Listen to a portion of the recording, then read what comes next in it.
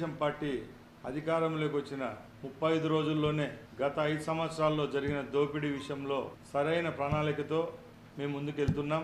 ముఖ్యంగా గత 5 సంవత్సరాల్లో రాష్ట్ర ప్రభుత్వానికి సంబంధించిన అలాగే రాష్ట్ర ప్రజల యొక్క ఆస్తులను దోపిడీ చేసిన ఆనాటి ప్రభుత్వం యొక్క భూములనైతేనే వాళ్ళు దోచుకున్న ఖనిజాలైతేనే దీనిల మీద సమగ్ర విచారణతో ఈరోజు మా ప్రభుత్వం ముందుకెళ్తా ఉంది.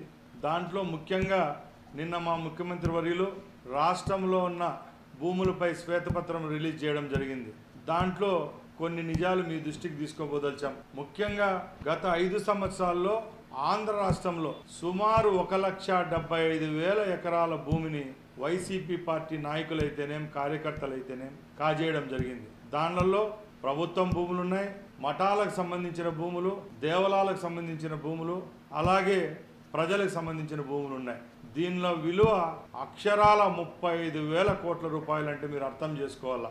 ఆ రోజు ఆర్థిక వనరులు సమకూర్చుకునే దానికి ఆనాటి ముఖ్యమంత్రి జగన్మోహన్ రెడ్డి ఆయన మంత్రివర్గంలో ఉన్న కొందరు బడా నాయకులు ప్రభుత్వం యొక్క భూములను వాళ్ళ పేర్లతో రిజిస్టర్ చేసుకోవడం జరగడం, అలాగే గవర్నమెంటు అలాగే మాన్యాలకు సంబంధించిన భూములను ఆన్లైన్లలో చేసుకోవడం, డీకేటీ భూములను కూడా కాజేయడం, మానవాళికే చేటైన వంకపరం పోగులు, నాలాలు, చెరువులు ఇవన్నీ కబ్జా చేసిన ఘనత ఆ ప్రభుత్వానికే దక్కింది.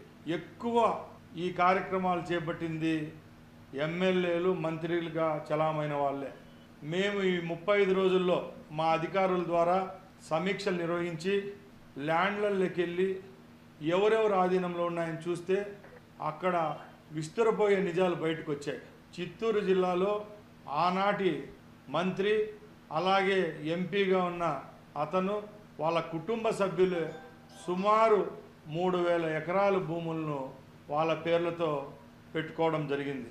పులిచెర్ల అయితేనేం, అలాగే అంగళ్ళు తమ్మలపల్లి కాన్స్టిట్యున్సీలు అయితేనేం, మదనపల్లి, పుంగునూరు చెప్పుకుంటా పోతే ఎక్కడ చూసినా ఆ భూములను కాజేసినారు.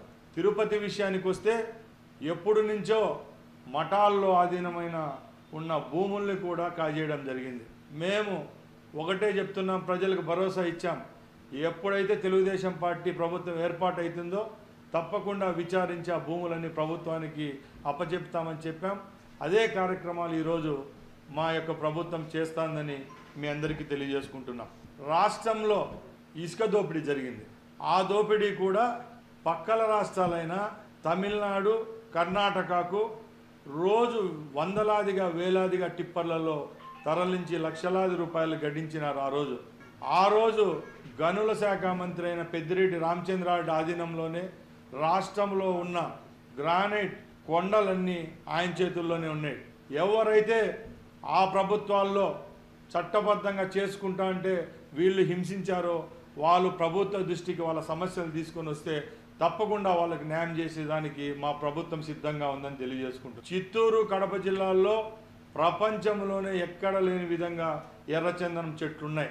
పోలీసులను అడ్డం పెట్టుకొని, రెవెన్యూను, ఫారెస్ట్ని అడ్డం పెట్టుకొని కోట్లాది రూపాయల ఎర్రచందనాన్ని కూడా చైనా మార్కెట్కు తరలించిన ఘనత ఆ రోజు మంత్రి అయిన పెద్దిరెడ్డి రామచంద్రారెడ్డి వాళ్ళ కుమారుడైన మిథున్ రెడ్డికే దక్కింది.